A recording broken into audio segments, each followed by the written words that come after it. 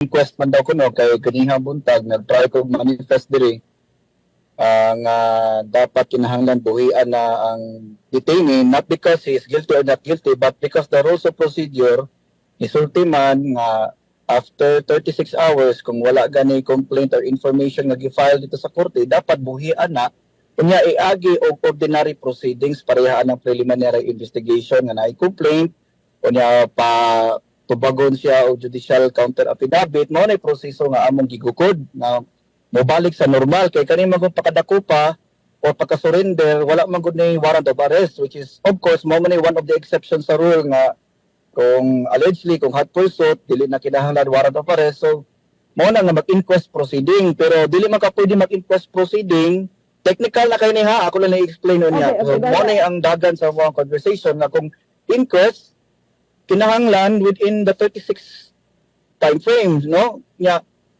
na surrender man to si Range Domingo around 10 ba to 10 AM. Di man to counted ka mo to korte atong panahon na, so ang counting time ana niya sa 36 hours is Monday 8 AM.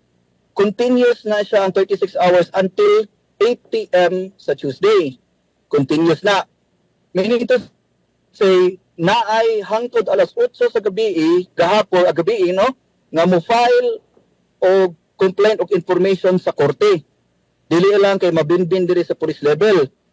Unya ang ilahang gi-claim earlier nga naka-file na kuno sila online around 4 PM gahapon so pasok pero gipangutanan nako kung unsay basis nila, docket number, dili man sila mo provide. So that means nga as far as we are concerned wala yung kaso nga gi-file. So that is why we are here, because we're invoking arbitrary detention.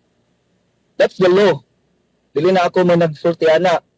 So meaning to say, pwede mo sila mabalik og kiha pero dili na ni siya i-detain usa samtang nilapas ang 36 ka oras. Dapat mo gawas usa ni siya unya balik ta sa preliminary investigation.